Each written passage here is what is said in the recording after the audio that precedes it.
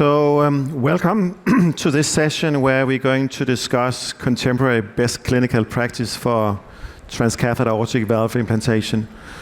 It's going to be a case-based presentation. We're going to show a case first, the background of the case, and then discuss topics, issues which are related to this case, and then we're going to see the recorded case afterwards.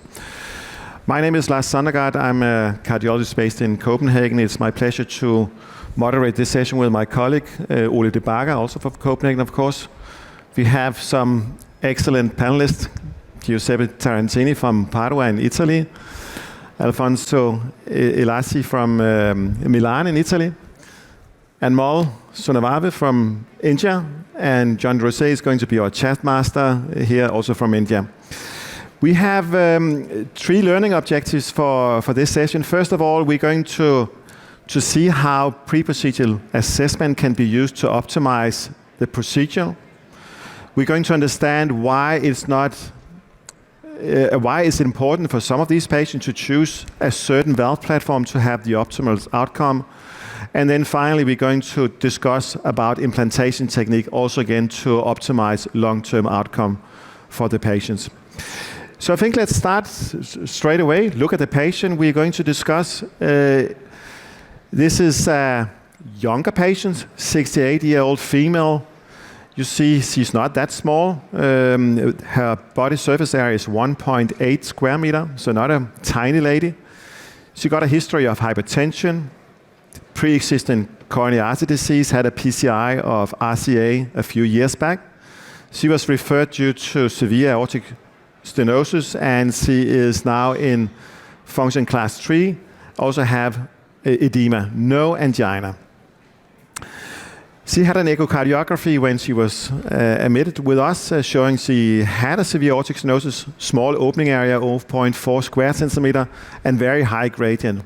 Peak gradient 140, and mean gradient 90 millimeter mercury. LV function was moderate impaired, ejection fraction 40%, LV hypertrophic. And also her ECG showed she had some pre-existing conductance abnormalities. She had an incomplete right bundle branch block. There was no lesions in the coronary arteries which need to be addressed at this point. Her labs finding was unremarkably, apart from a moderate impaired renal function. STS score low, 2.8%. And of course she had a CT scan showing she had I would say a small aortic annulus. She had a perimeter-derived diameter of 22.2. Ole, that's what we would address as a small annulus in a patient with a body surface area of 1.8 square meter. Well, I should calculate this, but indeed it's best if you talk about patient-prosthesis mismatch, you should look, as I understand, to the effective orifice area indexed to the patient's BSA. Yes. So I don't have the calculation right now, but if it's below 0.65, you have a severe patient-prosthesis mismatch. Between 0.65 and 0.85, it's a moderate patient-prosthesis mismatch, and you should be above, preferentially above 0.85 of that. Yeah. So we will come back to patient-prosthesis mismatch, but that is certainly some of the concerns for this patient when we're going to offer her treatment. She had white sinus valsalva, ST junction was also fine. You can see it's quite calcified valve here, and if you go further down here, you can see a lot of calcium both at the leaflet, at the annulus. And you can also see this where we actually going up and down through the aortic root. It's stated here on this slide. It's a tricuspid aortic valve. And Mol, what are your take on this? You think it's not? I know it's not super quality CT scan, but is it a tricuspid or could it be a bicuspid valve? It looked tricuspid, but there is still some possibility. There is a fused raphe which is non-calcified between RC and LC. So I would still say it is a non-calcified raphe rather than completely labeling it as a tricuspid. So there is a good probability. Yeah. Also the fact that she's so young, to be honest, that could influence my, I mean, of course, you anatomically it is what it is, but being 68 and having this severe stenosis, that could tend to be more likely to be bicuspid aspect in it. Should raise the suspicion it could be a bicuspid aortic valve due to her age. Coronary height, have a good takeoff, 15 and 13 millimeter, but you also see here below the right, there's a big chunk of calcium, which of course also is a bit complicated for the procedure. If we look at, these are the potential C-arm angulation, the 3-cusp coplanar view, the left-right cusp overlap view, which we are going to use for implantation, and that's a doable implantation angulation. REO 17, caudal 38. I think we can have the C-arm projection here. That's not going to be a major issue. If you look at the aorta, maybe Alfonso, you can tell us what do you see here? Well, the ascending aorta is relatively dilated, while the aortic arch look pretty much angulated, I would say. So it could be interesting to see how the device you have choose for this case will navigate through this aortic arch, ascending aorta, and then through the aortic valve. But there are not so many calcification, at least in this image. So yeah, interesting to see how the device will navigate through this route. But actually, just to recall the metrics of these patients, the ascending aorta, the ST junctions was 26, was not too big. Is it correct or no? I think it's important also for the audience. So we have a small annulus that is 22, a relative, I would say not too large ascending aorta. There is some calcification, but I think it's, feasible to go through this arch. I don't see any major problem in this regard. And actually having a little bit of dilation of the ascending aorta is reassuring also in terms of future coronary access. And also we reduce the risk of sinus sequestration in case of a second valve in a lifetime strategy. So Giuseppe, when you say sinus sequestration, just enlighten us. What do you mean about this? What is the point? What do you mean about sinus sequestration? Yes, this is a very important point. So actually, when you go, for instance, this is true also for the surface with a balloon expandable valve. But in general, when the takeoff is low of the coronary artery and the sinotubular junction is narrow, what you have is that when you go with a valve, even with the balloon expandable valve, actually you won't have an impairment of the coronary access, mainly if you orientate the valve. But actually, if you foresee the need for a second intervention and you tilt up the leaflets, you might touch the ST junction and create a kind of covered stents that create the sinus sequestration. That means that you might have an impairment of the coronary flow. So the point is not just to cannulate, but to have a reduction of the coronary flow even at the baseline. So this is the point I think is important to share. And particularly in a patient like this, she's 68, she already have existing coronary artery disease, had a revascularization just a few years back. I mean, everyone may foresee that we need to be able to re-access these coronary arteries in the future. It's going to be an unacceptable situation that she one day after a TAVI procedure will be admitted with acute coronary syndrome and you cannot cannulate them. So yes, this is another very important point, and thank you, Lars, for this point. Because actually, when you have a younger patient, that means that the life expectancy might be 16 years by the data that we have from surgical series.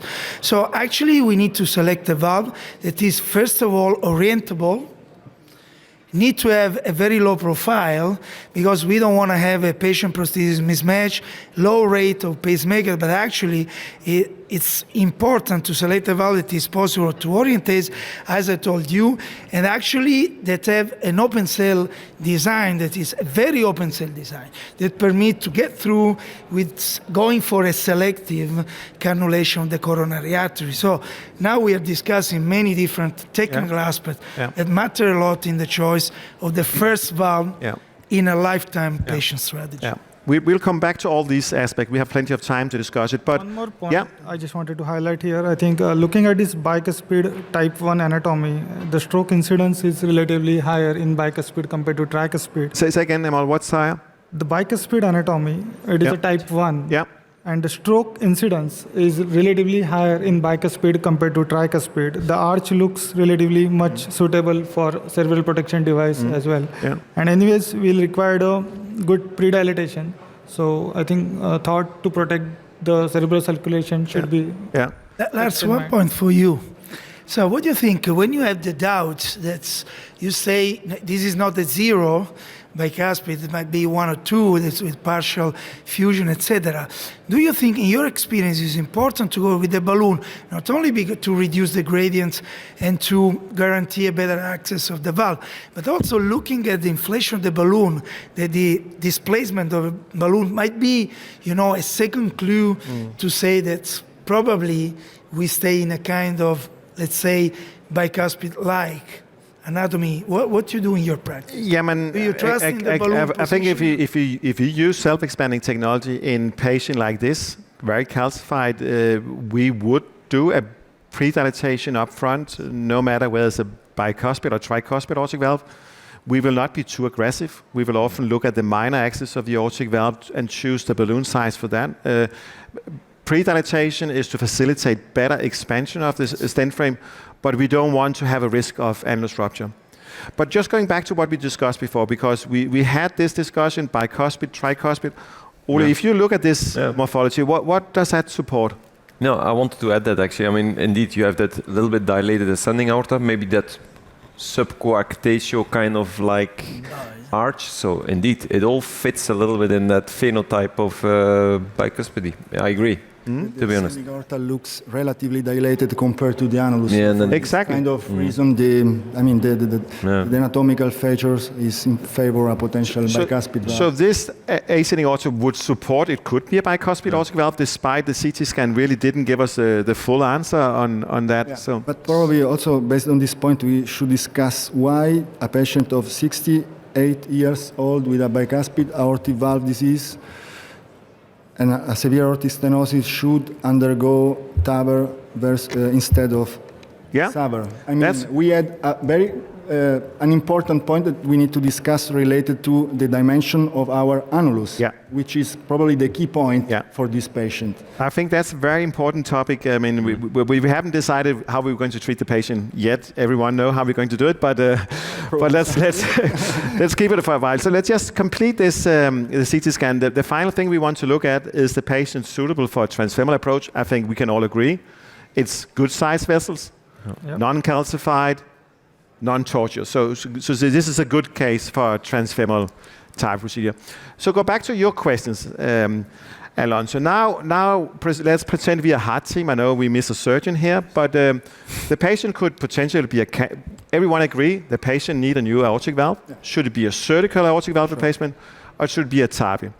So we have already discussed, I can identify at least 3 considerations we need to take into account when we determine. We have discussed the patient have pre-existing coronary artery disease. We need to be able to access the coronary arteries in the future, whether it's TAVI or surgical aortic valve replacement. We know the patient have incomplete right bundle branch block. There is a risk of need for permanent pacemaker, particularly after TAVI. And the final thing we discussed was the smaller aortic annulus in a lady who's not too small. So there is a risk of patient-prosthesis mismatch. Yeah. So let's start with the latter, with the patient-prosthesis mismatch. Ole, how is that defined? What does that mean, patient-prosthesis mismatch? Well, I mean, as I said, it's based on the effective opening area compared to your PSA, the patient's based body surface area. But I mean, typically it's that you have too high gradient. So typically the patient gets operated, gets a surgical valve, gets typically a too small prosthesis in, and then you end up with some mean gradient of, let's say, 15, 20 millimeters mercury. And that's maybe not bad initially, but we know that this patient, if it's moderate or severe patient prosthesis mismatch, will give more leaflet stress and earlier degeneration of the valve again. So, and then you risk that you do surgery on this 68-year-old patient, but maybe in 5 or 6 years, she's standing there again for a redo intervention, and what then? I mean, then she maybe still has to do a redo and maybe a redo again, and then, So it's, as you said, it's patient-prosthesis mismatch means that the patient get a too small valve for the patient's body size. And if you want to look at the number, severe patient-prosthesis mismatch is defined that you have an effective orifice area of less than 0.65 square centimeter per square meter. If it's more than 0.85, it's insignificant, and between 0.65 and 0.85, it's a moderate. Yeah, in particular, we have also to consider the body mass area of this patient, which is relatively high, and for patient, obese patient, the references to define the patient and prosthesis mismatch are a bit lower compared to a patient with a normal body surface area. I would like to make a few comments because we have a lot of time in this discussion. I like very much, and the informal way we are delivering some very important message is important. So going back to the case, we have a patient with 68 years old patients, very low risk. We have some doubt about bicuspidity or tricuspid valve. Actually, we have to say that we might trust on CT scan, but actually we have some other ancillary, things to do. For instance, the echo is important because it's can add some information to know if this patient has a bicuspid valve or tricuspid valve. But actually, the point I would like to ask to the audience, raise the hand, who sent this patient for surgical aortic valve replacement? I think it's important to see in a real world. So, how many of you will go straight after the our team will push the indication towards, transcatheter approach? Very few. Okay. Ask this question in the US. I think. Yes, but this is important to discuss. But again, let's try to have a more objective discussion, because now we're talking patient prosthesis mismatch. And if you went a few years back, there was discussion, does that impact the outcome for the patient? I think nowadays we're all convinced. We have seen consistent data that if the patient gets a too small valve, there's two issues. This valve is going to degenerate very early. Valve failure, the patient will need a revalving. And it's also going to impact the mortality of the patient. So even a moderate PPM is associated with about a 30% increased risk for cardiac-related mortality. And if you have a severe PPM, it's a six-fold increase in cardiac mortality. So I think when we are addressing these patients at a younger age, we need to make sure that the patient will have a proper size valve with a proper durability. Yeah, I just wanted to have one important comment. As I have seen a lot of people opted to send this patient for surgery, being a young patient, bicuspid. But if you send this patient for surgery, we have to understand what surgical valve the surgeon is going to use. Surgeon is going to use in this patient with a small annulus, with the annulus of 22 millimeter on a CT, they will end up putting 19 millimeter or 21 millimeter maximum. If surgeon is doing Rose procedure, root enlargement, and putting a 23 or more millimeter valve, then it is justifiable to send the patient for surgery. But Rose procedure, it is more talked about rather than done. So I don't know how is the surgical backup, and any surgeon in the room? There's two surgeons here. So when you, there are some questions. I think we can agree that if this patient is going for surgery, there will be a risk of PPM, or what? So surgeons, please go to the microphone. So surgeons will say, yeah, that's fine, but we just need to do a root enlargement. We need to put a patch in order to get a better, larger size valve in. But if you look in real world practice, it happens really rarely. I'm not saying any surgeons are not doing it, but most surgeons will not do it. Or what is your comment? No, I agree that in former days, root enlargement was not done too often, but with the increasing awareness of a lifelong strategy on the aortic valve treatment for patients, taking into account prognosis of the patient, there is much more awareness within our community to do a root enlargement with a lower threshold. And as a matter of fact, it's a matter of teaching, and we were teaching in our community that this can be done relatively safe, and it is not an extensive of the operation. So because of TAVI, we are now much more aware of doing a root enlargement, especially in this patient, because our guidelines are not suggesting a TAVR in below 75. That's the surgical guidelines. So we are much more inclined to do a root enlargement. I think that's really reassuring to hear that there's more focus on this, on that from the surgeons. And also think those of you who raised your hand before and want to send it to the surgeon, I think you should ask your surgeon, are you going to do a root enlargement or not in this patient? And if he or she is not going to do it, consider to look for another surgeon who wouldn't want to do it, or look for another option for the patient. Yes, but I would like to add something more, because within the surgical community we have seen that the measurement of the prostheses which are given by the manufacturing companies are not always correct. So we have re-guided our guidelines about the measurements, and we have recommendations, and based upon those recommendations for each prosthesis we can calculate what kind of prosthesis the patient would need. So it's much more sophisticated. It's becoming much more sophisticated. Yeah. But at least this is one point which is extremely important when you make a decision for this. It's not only about age of the patient, but it's also about lifetime management of these patients. A valve would have a good durability. Whether it's a surgical valve with root enlargement, that's fine, but it's not. I think the patient will have an issue, because the patient will be locked to this valve for the rest of the life. That valve will never leave the patient, that surgical valve, which is too small. You can also go for TAVI, and now I show you this slide, and just to lead you in the right answer to me, does it matter what type of valve you choose for a patient with small aortic annuli? Well, look, I mean, there are some registry-based data already showing that indeed the valve type choice has an impact on the outcome, and at least on the hemodynamics. Yes, and now there's even that the trial there, the SMART trial. SMART trial, yes. So then in a couple of years we will know even for a bit longer term.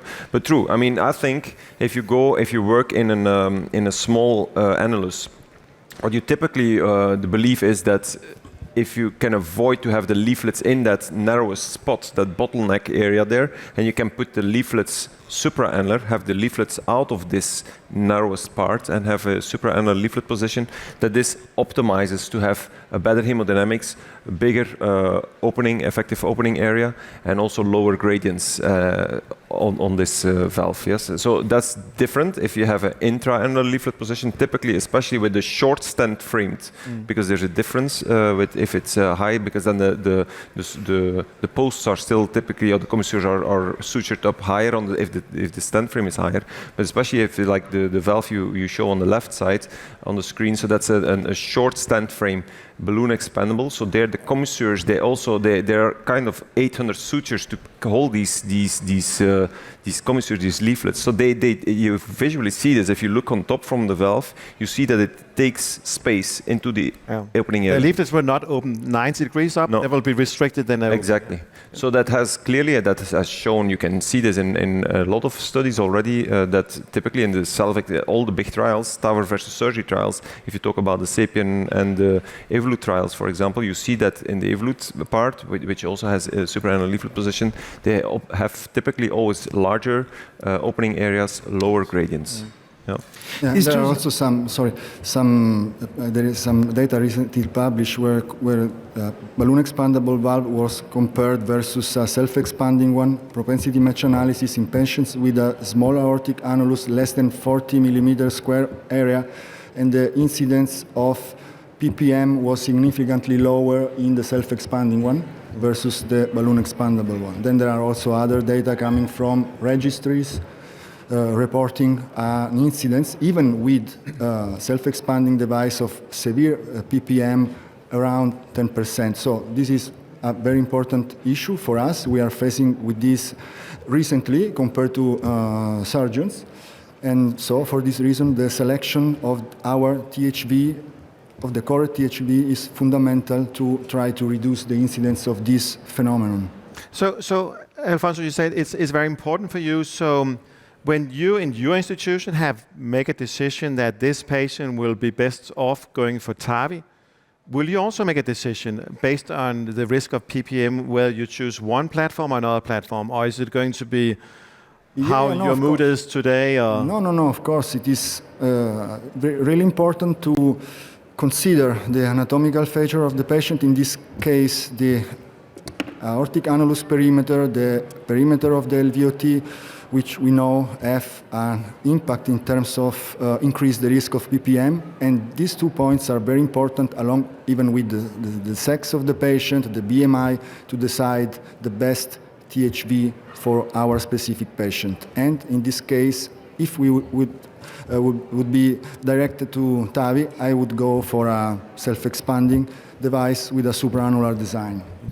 So actually, going to the case, specifically to this case, we don't know if, at least it is not clear, if the valve is tricuspid or bicuspid. So the risk is that we might have a further constraint of the THV.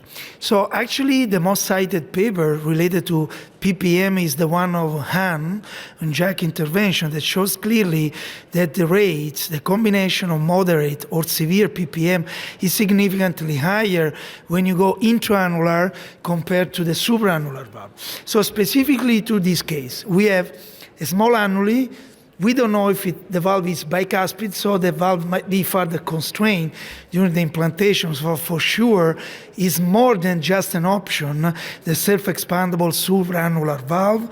And actually, what is reassuring in this case is that the ascending aorta is large enough.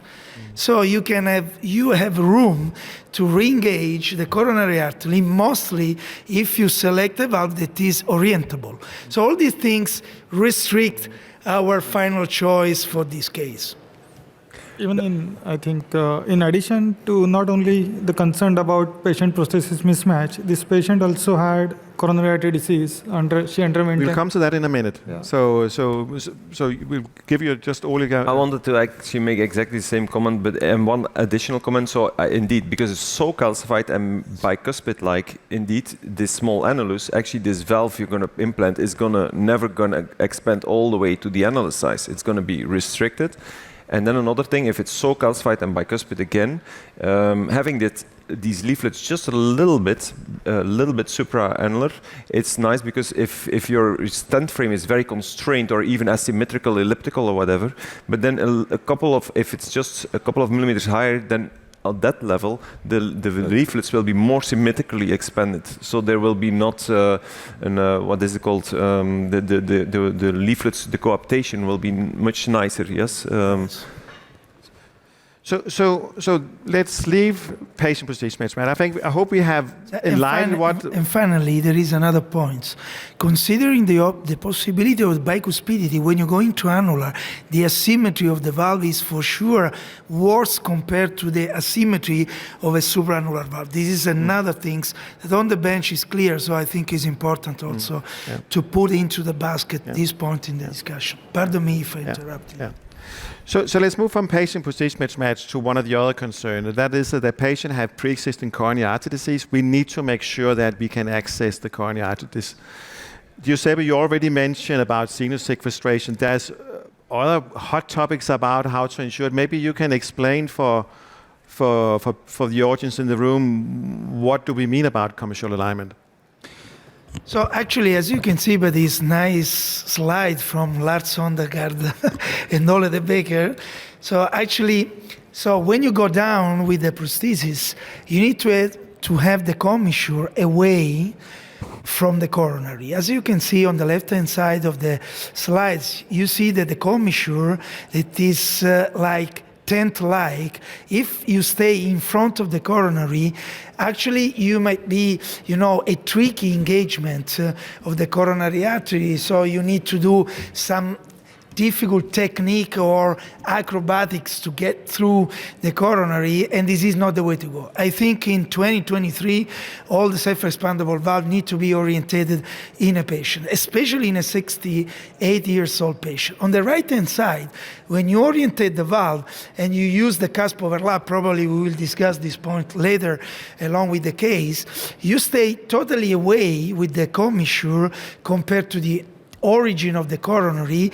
That means that you have the open cell design of for instance, of the supraannular valve, the one that has, the frame that's included an open cell design, because not all the self-expandable valve are open cell design, some are more closed cell design. So in this case, it's easier to have a vet to facilitate and to get an easy access of the coronary. Yeah. So you mentioned this Casper Labview, and this has been a shift during the last few years. So this is the way you position your C-arm during valve implantation. I think all of us started out having the C-arm in an LAO cranial projection, and now we have moved towards an REO caudal, what we call the Casper Labview. This is a view which can be determined on the pre-procedural CT scan where the right and the left cusp is overlapping. It has been introduced in order to have a better assessment how deep the valve is implanted, and thereby also reduce the risk of conduction abnormality and permanent pacemaker. But Ole, this view can also be used to orientate the patient, the valve, so you have commissural alignment. So maybe you can just take us through how this is done. Yeah, so that's that right-left cusp overlap view, as you mentioned. That's typically in the REO caudal quadrants to find. And then you see what is that right-left cusp overlap view. That means you have your C-arm, you're looking on the S-curve, so your annulus plane is aligned, but you're looking on a view where you see the right in front of the left. So the right and the left are exactly overlapping, and you isolate the non-coronary cusp, indicated by the yellow dots there on the figure. The non-coronary cusp is isolated on the left-hand side of the screen, and the right and the left are overlapping on the right. And by doing that, because these two cusps are overlapping, then this commissure between the right and left also points strictly to the right on the fluoro screen. And knowing this, some of the valves, they have some fluoroscopic markers of the commissures. And if you can align that marker of that commissural post of the TAVI valve with that native commissure, the right-left coronary cusp commissure, then you obtain commissural alignment. Yes, the commissures of the TAVI prosthesis will fall together with the native commissures. That's what you want. Of course, that's all taking into account that your anatomy is perfectly symmetrical of your patient. It's perfect 120 degrees per leaflet, and the coronaries are exactly taking off in the exact center of the cusp. But that's actually not always true. I mean, I don't know if you mention it here. No, maybe not. But we have actually data that typically, I would say it's true that for the left main, in the absolute majority of cases, it's almost true that it has its origin in the middle of the left coronary cusp. But for the right coronary ostium, coronary artery ostium, it's a different story. It's not uncommon that it actually finds its eccentric and it finds it closer to the commissure between the right and the non, actually. So having said this, and this is even more pronounced in bicuspid, by the way. So bicuspid leaflets, they are by nature already often not symmetrical, 120 degrees. They're a little bit more asymmetric. On top of that, the right, if that's asymmetric, so on the left-hand side, you see this is the perfect scenario.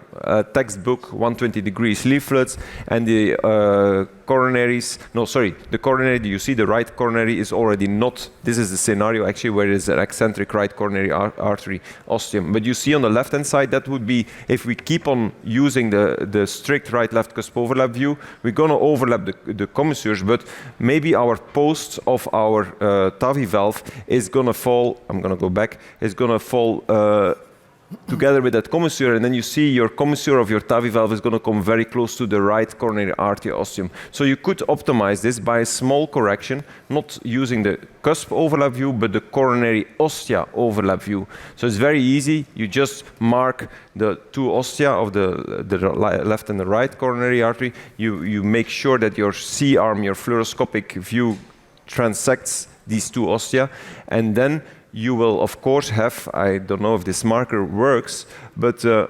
it's not very, but on this side, you will see that the commissure, actually, it will not fall together with the commissure, but it will be, instead of 3 o'clock, it will be pointing 2 o'clock, because it will be perpendicular on your view that your implantation will be.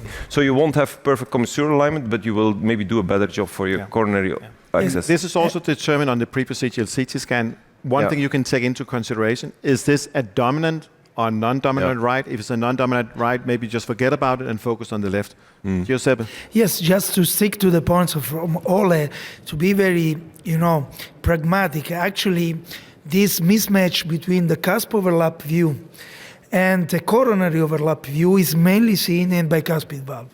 So actually, in a couple of weeks, it will be published the paper that deal with that shows clearly that you cannot go with cusp overlap to be sure about the orientation when you have a bicuspid valve. But all these things can be fixed in a pre-procedural planning phase when you know what you have to look at.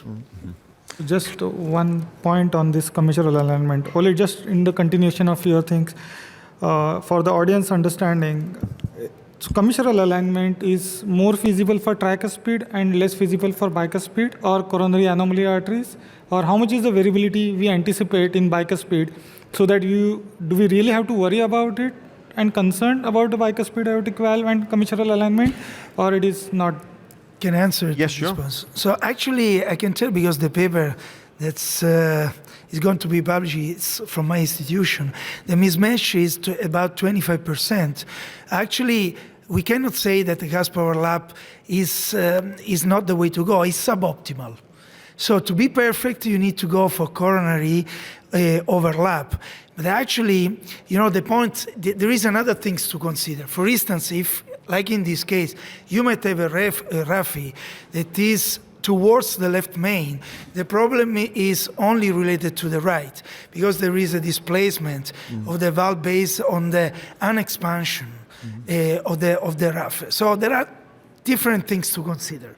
But we will see along with the case if this, after with the balloon dilatation, is it a bicuspid or not, because we will understand, in a while after the balloon. So I'll just finish this off about coronary access. Of course, it also make a difference whether you have small stent cells or large stent cells.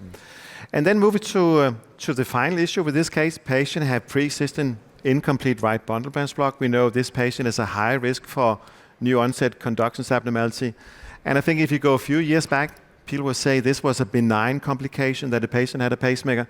But I think we have now seen consistent evidence that even a new onset left bundle branch block is associated with increased mortality and increased risk of hospitalization for heart failure. So we should keep the rate of new conduction abnormality and permanent pacemaker down to a minimum when we address these younger patients. We all know that one way we can avoid it is to implant higher, and that's why we use this Casper Labview nowadays in order to have a better understanding. I also think that the design of the stent frame have an impact. Or what do you think, Alonso, whether it's a tapered or cylindric stent frame? I would say that the design of the stent frame, of course, have an impact. But as you mentioned before, the most important point that we need to consider is the implantation. Is the implantation height, because as much the valve is low in the ventricle, as higher is the risk to create an injury to the conduction system. And in this kind of patient, when an RBBB is already there, the risk to have a complete AVB block, even during the procedure, is very high. On the other hand, if we implant the valve high, the risk to have difficult coronary access in the future is at the same time higher. Of course, in a case like this, I would try to be high with the implant and to use a valve with large open cells. Yeah. But actually, what I think is that the frame matter, because if you are barrel shape, I think my impact, because if you not flared down at the level of the membranous septum is important, because you reduce the force that you focus just at the point of the membranous septum. But actually the high implantation is very important. But again, what matters a lot is that this valve is tricuspid, because if the raphe is on the side of the left main, and you have the displacement of the valve towards the right, and it means towards the membranous septum, you need to be very careful, because you have an increase in pacemaker rate. So the point is that you need to be very high, and again, with the balloon inflation, we'll understand a little bit more. Just one more point here. I think we are in a complex situation where she is important to have an commissural alignment and coronary access. At the same time, very high risk for pacemaker.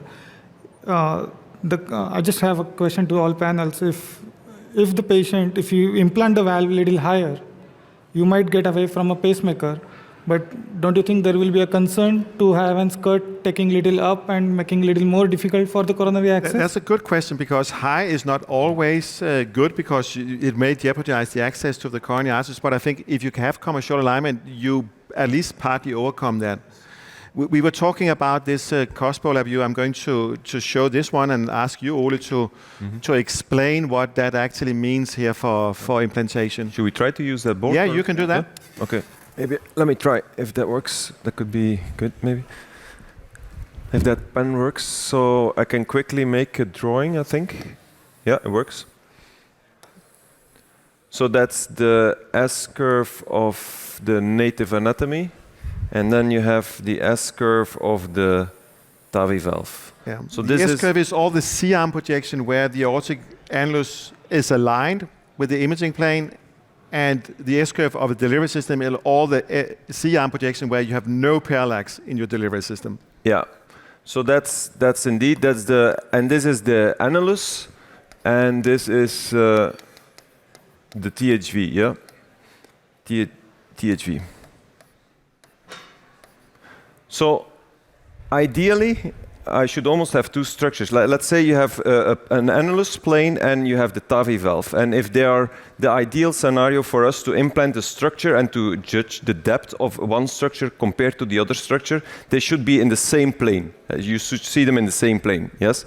As soon as one of these structures is not aligned, then it's very hard, either the TAVI valve, there's parallax in the TAVI valve, or that you see no parallax in the TAVI valve, but the annulus plane is tilted. You cannot tell me exactly how deep this implant is, yes? So that's the whole point of the ideal scenario to work in, is actually here, the crossing point of the two S-curves. That's in the ideal scenario, in the ideal world you would be working in there. But we do not know exactly where that point is. We just know that along the S-curve of the annulus, typically the right-left cusp overlap view is you find here, the three-cusp coplanar view you find there. That are the two most commonly used views. So the fact that we use this right-left cusp overlap view, and it's by almost coincidence, or it's not coincidence, but it's very close in this region of this ideal scenario.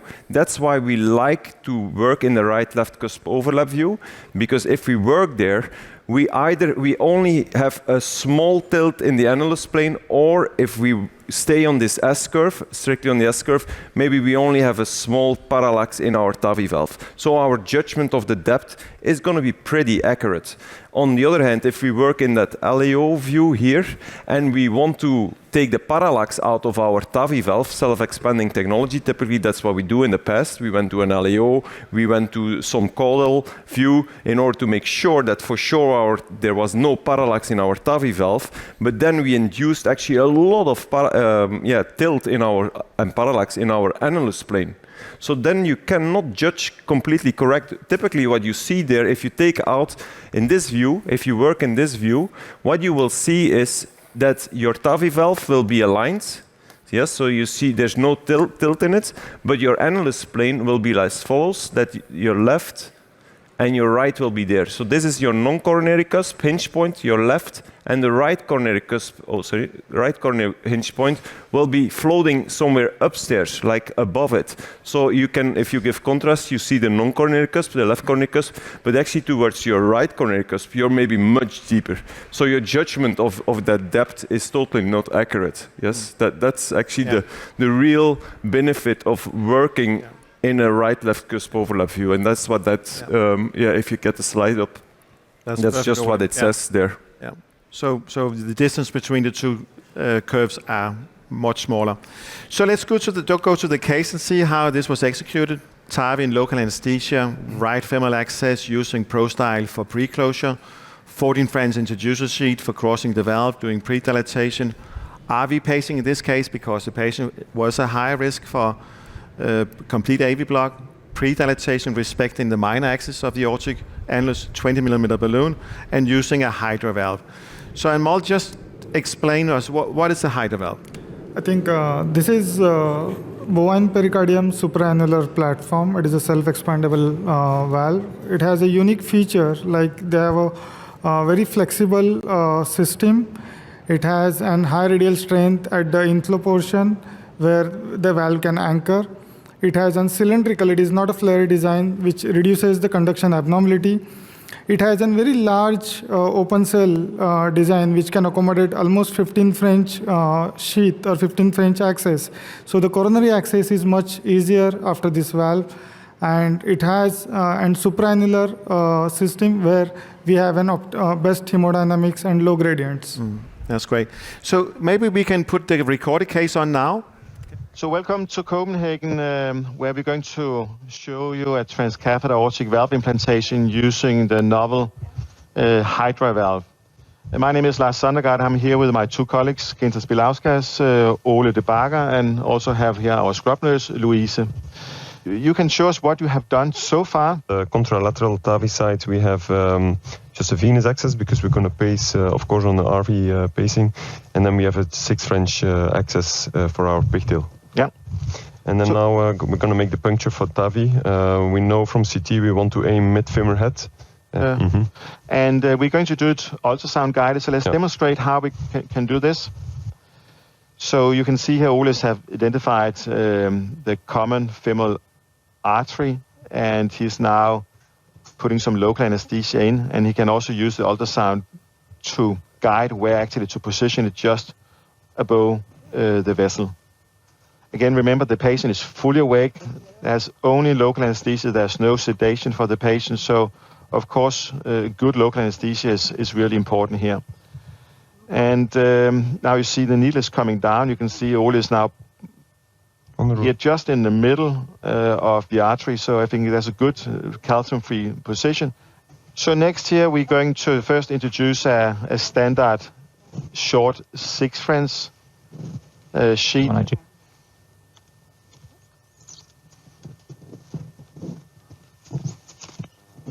So Ole is introducing, you see is coming blood coming out. Now he's in the vessel. Open that pedal, pull it back. Here 1 o'clock. Deploy the needle, coming out again, and cut the suture. And then we have the 2 ProStyle deployed. And we can now go in with, you have a sheet here, which is a 9 French sheet.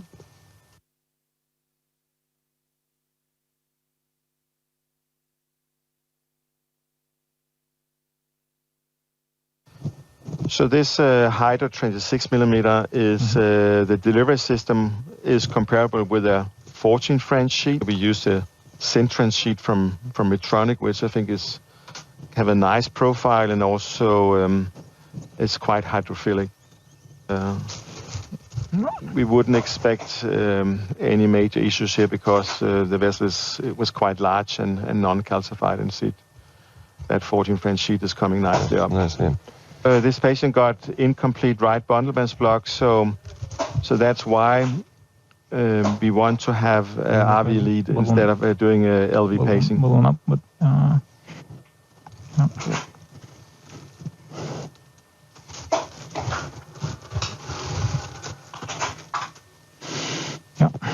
So next we introduce the pigtail catheter.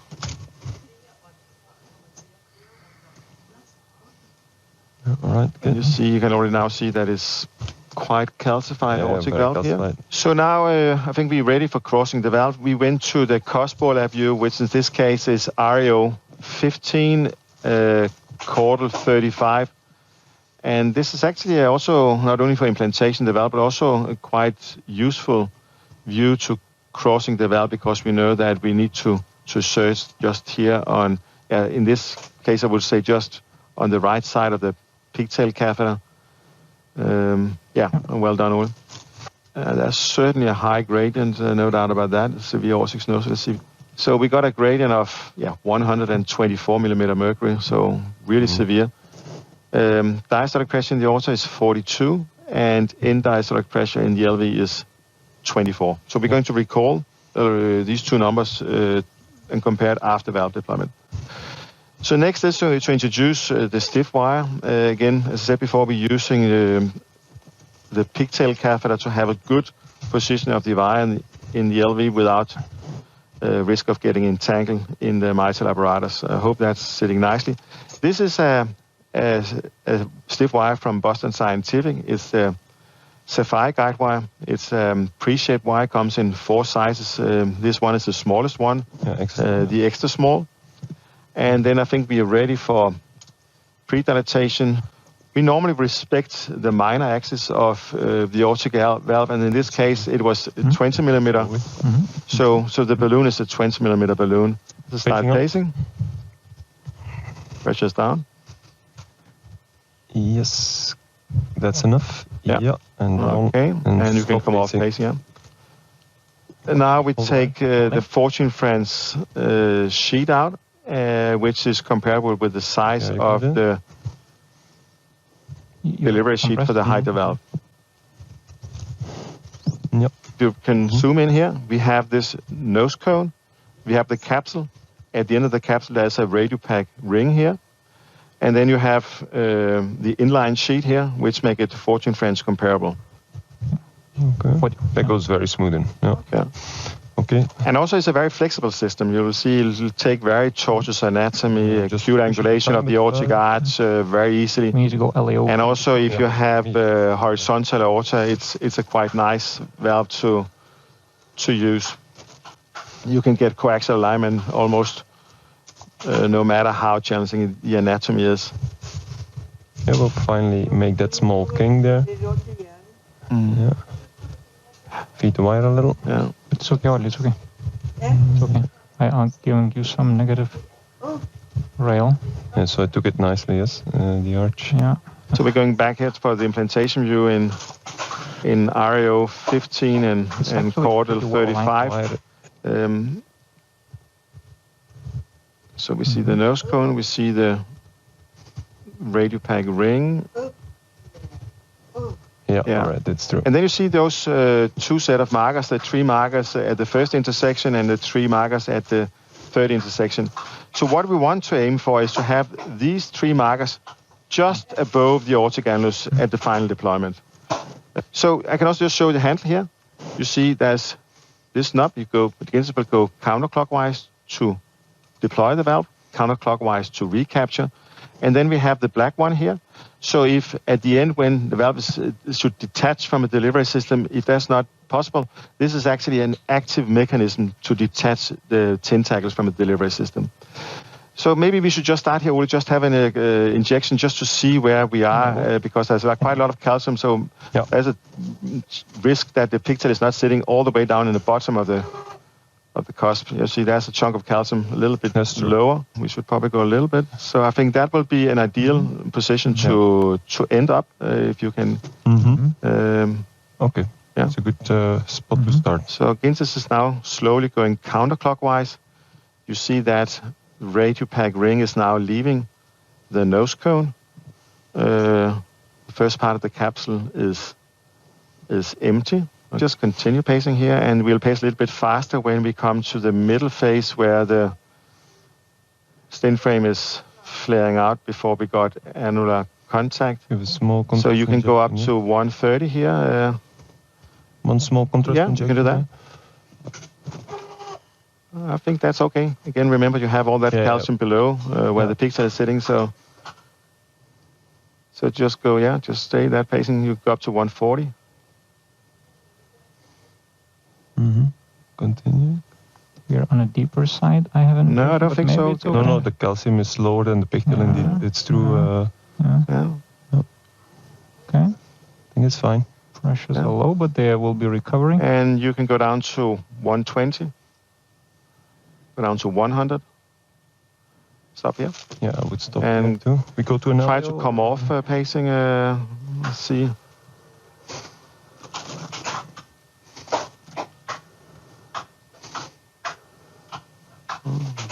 This is a line. So now here as always, it's important when you implant in these Casper Labview to confirm in this view that you're actually below the aortic annulus. Yeah. Yep. So we can just see the top and here. Now, if you pull the stent wire a little bit back. Let's move on. Yeah. Let's give some backup pacing, please. 80. So I go further to release. Yeah. We are in agreement. Yeah.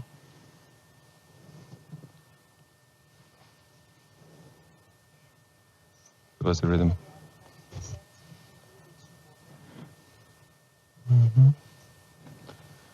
And we want to see those 3 tentacles coming off. I can see 1 is off now.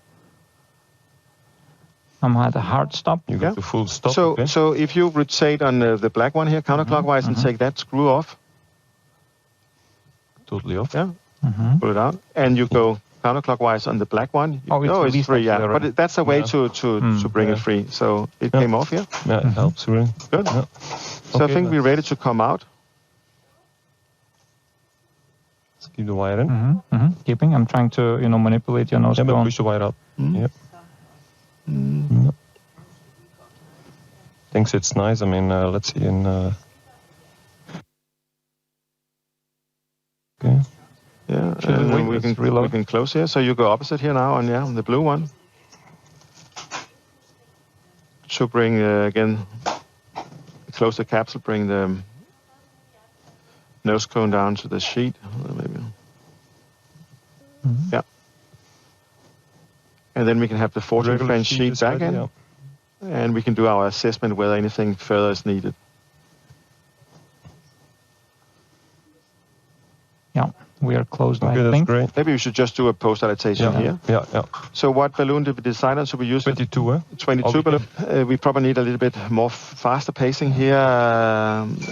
With pace 220 when we're ready. Okay, pacing on, please. Yeah. Good capture, we agree. Yeah. Yeah, go and down. I wanted to avoid Stop pacing. LVOT on purpose. Stop pacing, yeah. That gave a nice expansion of the valve. Yeah. But again, it was foreseen. It was so calcified that we might need to do a post-dilatation. Yeah, that's very good.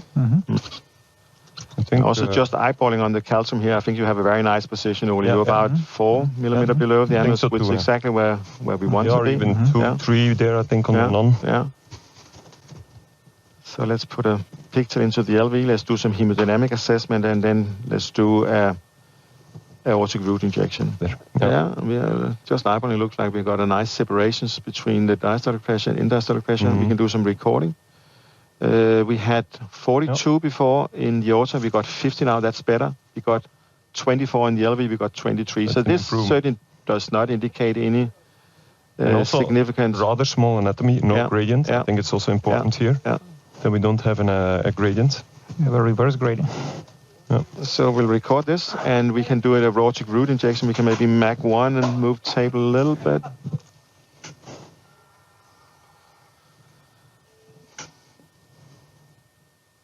Yeah, what is that? Mild? Mild, I would I think that's certainly acceptable in an anatomy like this. I think we complete this case. You saw it's a very challenging anatomy. It's first of all a small anatomy. It's important to make sure that the patient will not have patient-prosthesis mismatch. Using a self-expanding technology will ensure the best hemodynamic performance and probably also the best durability. You saw how calcified the aortic valve was, and with this valve, they actually did a very nice, only traced to mild PVL afterwards. The inline sheet makes it 14 French comparable, and very smooth procedure here, no vascular complications. So thank you for joining us here. Alan, so you got quite a lot of experience with this hydro valve. So tell us, is that suitable for most of your patients? What is your experience with this valve? I started the program with you as a supporter last January. We performed 35 cases during 2022. I had a very good experience with this device.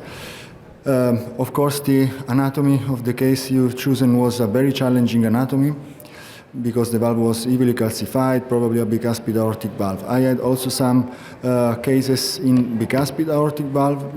Hydra performed very well. Probably also our Indian colleagues could give us some insight on this specific subset. What I like more of this device, it is the flexibility and the possibility to transit very well in angulated aortic arch and horizontal aorta, particularly.